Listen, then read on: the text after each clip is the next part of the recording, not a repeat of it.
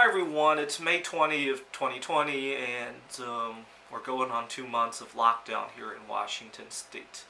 Right now, Governor Inslee is hoping to partially reopen the economy on May 31st, and I really hope that happens because in June I have a whole series of life anniversaries that I celebrate every year, and there's a lot of good events in my life happened in June, and I feel sorry for anybody who's having a birthday or anniversary or especially graduation right over the next. Although it'll be a good experience if you have any of these events during that time and you can look back at it. I hope people take the positive out of it. But I have a series of anniversaries in June that I call the 10 million mile miracle in my life, and I'll get to why in a second. There's a lot of them that I often forget one or two, so I'm going to be looking off the screen because I don't want to leave anything out because there's a lot of people to be thankful for. There's a lot of things in life that we sometimes take for granted too much to be thankful for, and I don't want any of these to be lost to the sands of time, so a video would be nice. On June 16th of 2005, I had gone to a friend's graduation party, and that's why the idea of what's graduation going to be like in 2020 came to mind. This is a big one for me because I'm a very shy person. I did, we were 18 years old, and all my friends were involved with music, with sports, and all I wanted to talk about was some computer programs I had written, some chemistry experiments I had done in my bedroom. What else did I do at the time? Oh, the big one at that time was that I had recently quit drinking soda, and that's all I wanted to talk about at the party. I was never open to learning new things, and obviously at the party there was plenty of soda involved, and all the talk about the dangers of soda, it was probably a little bit annoying to a lot of the other people. But I used to be very shy. I wish I could have it all over again. I mean, I often muse about if I could press a button and take all the knowledge, the intellectual and the social knowledge I have today, and go back to when I was 18, I would be very successful, right? In a way, I have pressed that button by keeping my body young and looking like an 18-year-old sometimes. But if I could actually go back, that would be even better, right? So that was a big anniversary for me. The funny thing is, my friend doesn't like it when I remind him that and thank him for the party. Every year at the anniversary, I seem to remember him because of all the other anniversaries that I have in June. On June 13th of 2008, I used to love to walk long distances. I didn't have a driver's license at the time, and my parents were living in a suburb of Pittsburgh called Murraysville. This is about 20 miles east of Pittsburgh.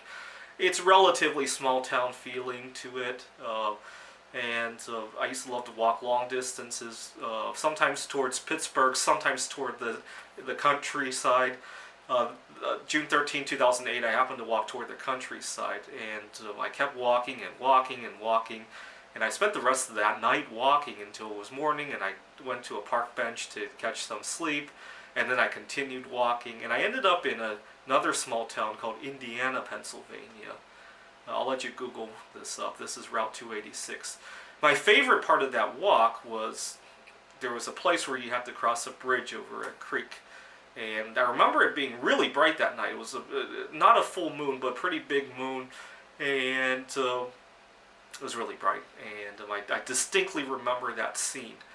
And we didn't really have nice cameras like this one back then, but I can still remember that scene like it were a picture. And then I took the bus back from Indiana to Monroeville, and then I walked back home.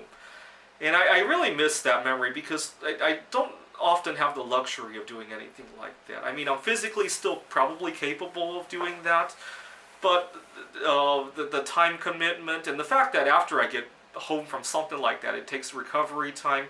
I often don't have the luxury of taking off work to do that, or I wouldn't do it during this lockdown either, right? Because if I have a problem along the way, it's not easy to catch an Uber or probably hard to find a convenience store if I need to get food or water.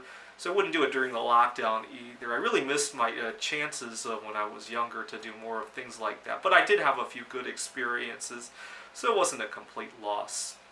And that was June 13th of 2008. Exactly 2 years later, on June 13th of 2010, I made a revolutionary discovery in my life. What had happened was there's a coin show on that day. I was planning to take my girlfriend to that coin show, but 3 weeks before the coin show, we broke up. For a good reason. I wouldn't look back on that, but we broke up, and I didn't have anybody to take to that coin show with me. I got very upset. I was in despair, depressed. I remember during that 2 or 3 week period, every time I called my parents on the phone, I was complaining and miserable, and I almost wanted to kill myself, and my parents were very worried.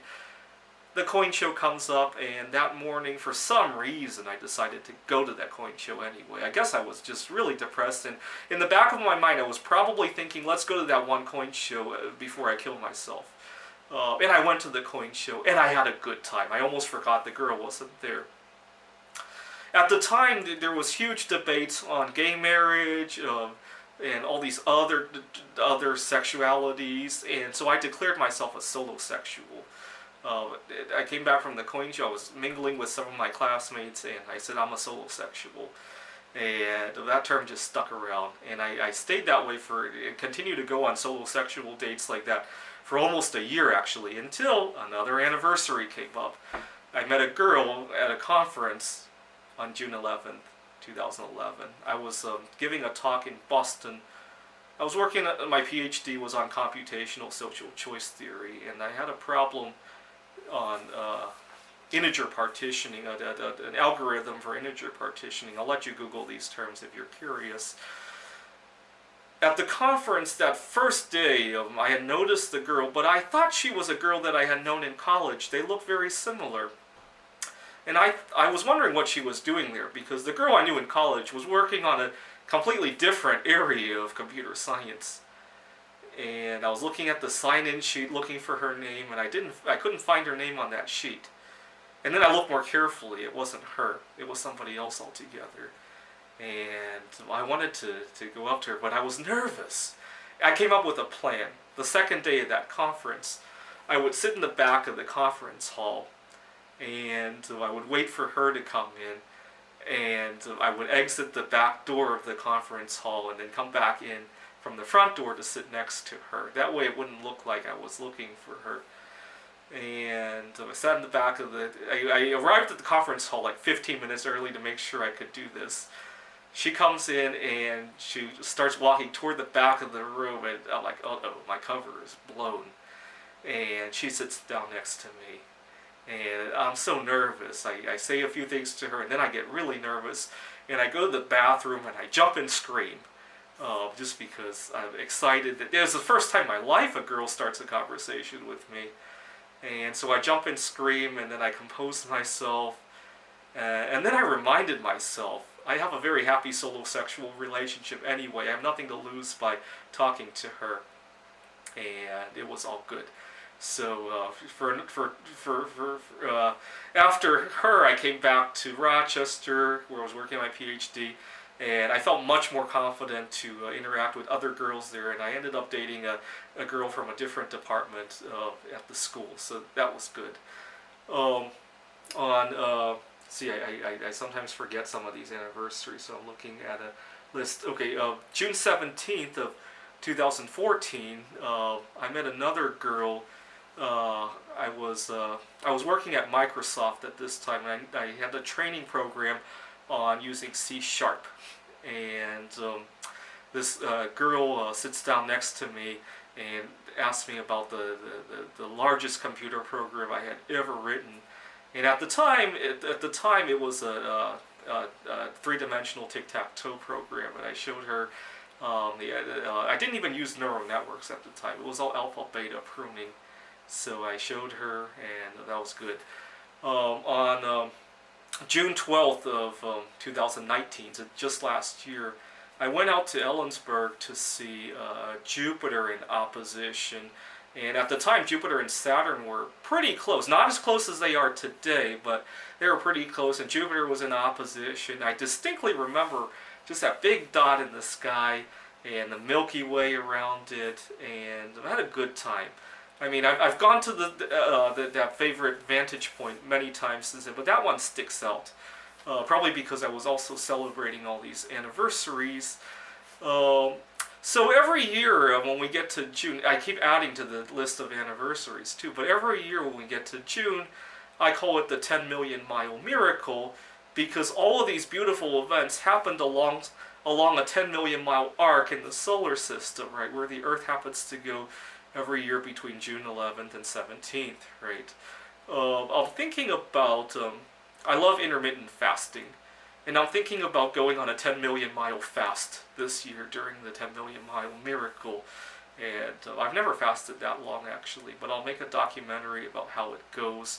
I hope we are out of lockdown, because I want to go out and make some new anniversaries and add to the 10 million mile miracle. I keep adding to it that it's going to be longer than 10 million. Eventually, it might circle all the way to becoming a 600 or so million mile miracle, and then maybe I'll even leave the Earth altogether and add even more miles to that, right?